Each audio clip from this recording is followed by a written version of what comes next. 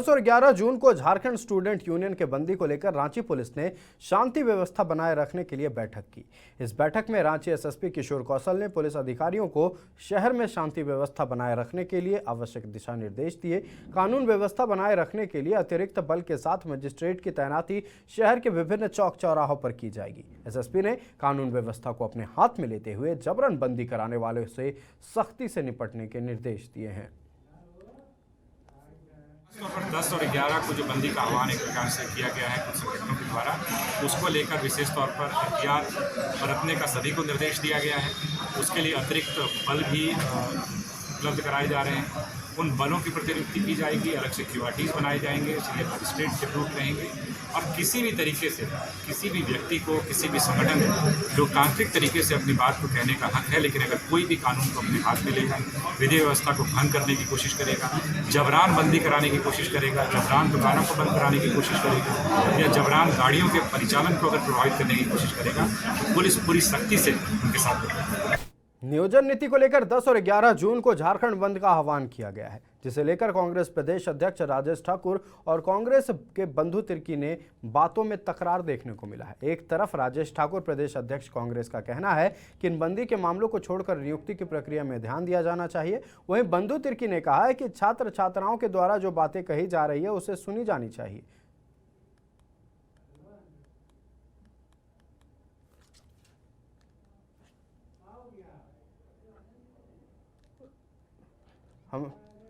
हमारे साथ हमारे सहयोगी राहुल जुड़े हुए हैं।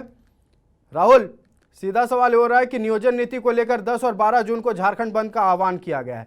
इस दौरान कांग्रेस के राजेश ठाकुर जो प्रदेश अध्यक्ष हैं और कार्यकारी अध्यक्ष बंधु तिर्की, दोनों की बातों में तकरार देखने को मिल रही है। क्या है पूरा मामला?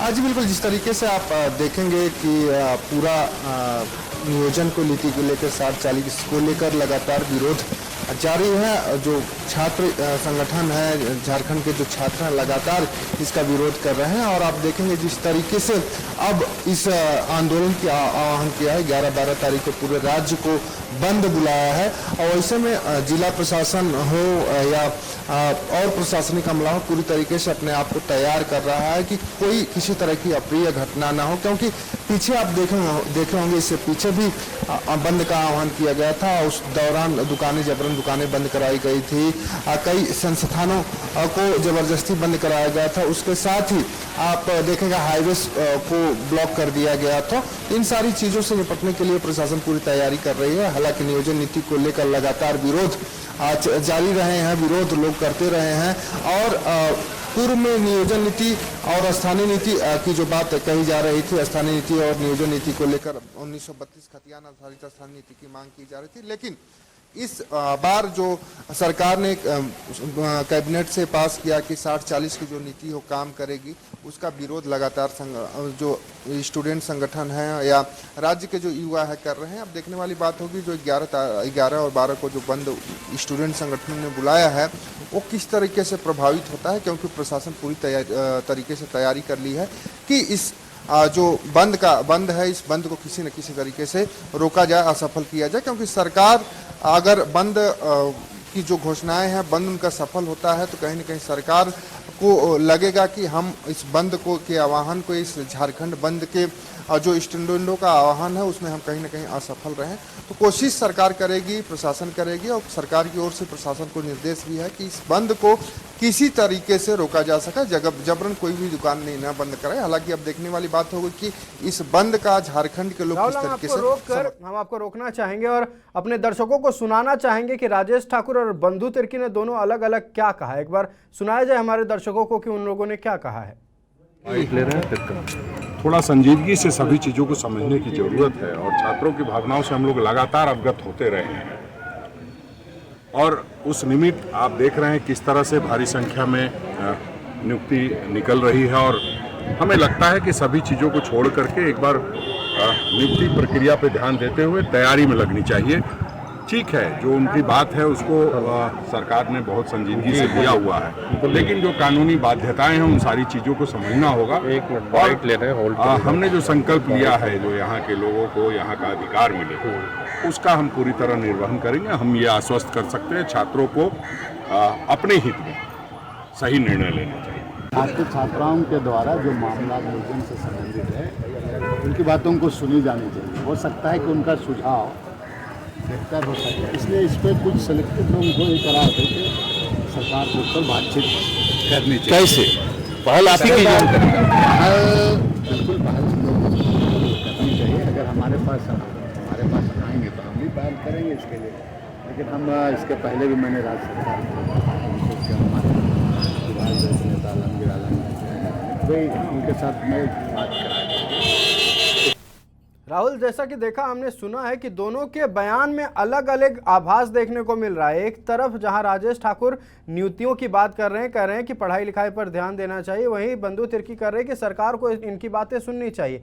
अब देखिए, दोनों हैं कांग्रेस के ही, दोनों के बातों में कहीं ना कहीं एक तकरार देखने को मिल रही है। हालांकि पुलिस की ओर से जो बयान सामने आया, पुलिस का कहना है कि ठीक है, जो भी हो, बंदी हो, हम पूरी तरह से तैयार हैं और पूरी तरह से सख्ती से कार्रवाई की जाएगी। जो जबरन बंदी कराने की कोशिश करेंगे। एक आखिरी सवाल आपसे लेना चाहेंगे राहुल, लगातार झारखंड में नियोजन नीति को लेकर बवाल हो रहा है, लगातार राजनीतियां हो रही है। इस बार राजनीति कांग्रेस के अंदर खेमे में देखने को मिल रही है। क्या लग रहा है, यह नियोजन नीति कांग्रेस के तकरार की एक वजह बन सकता है?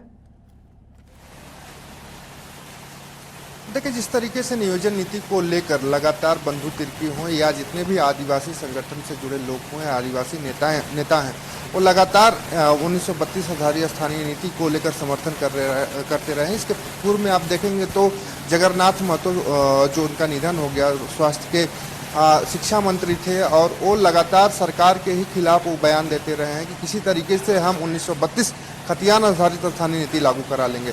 लेकिन उनका निधन हो गया और 1932 आधारित खतियान आधारित स्थानीय नीति और नियोजन नीति भी राज्य में विधानसभा से पास हुआ, लेकिन उसके बाद उस पर कोर्ट ने रोक लगा दिया। लेकिन अब जिस तरीके से बंधु तिर्की और राजेश ठाकुर बयान दे रहे हैं, बंधु तिर्की लगातार बयान पार्टी लाइन से हट के ही देते हैं। उनके बयानों में आप देखेंगे और पार्टी के बयानों में देखें तो अंतर रहता है। लेकिन यहाँ जो बातें की जा रही हैं, यहाँ की जो बातें हैं अभी फिलहाल की अगर हम बात करें तो स्टूडेंट संगठनों की पूरी तरीके से तैयारी है और चाहते हैं कि झारखंड की जनता भी इसका समर्थन करे और कोशिश करेंगे कि जो उनका बंद है 2 दिनों का, वो किसी तरीके से सफल हो, क्योंकि वो सरकार का ध्यान आकृष्ट कराना चाहते हैं किस तरीके से सरकार उनके मांगों को, उनकी जो पुरानी मांगे हैं उसको दरकिनार कर रही है। क्योंकि 1932 आधारित स्थानीय नीति और नियोजन नीति की लगातार मांग चल रही है। लेकिन अब देखने वाली बात होगी जो छात्रों का आंदोलन है कितना रंग लाता है और सरकार इस पर किस तरीके से ध्यान देती है।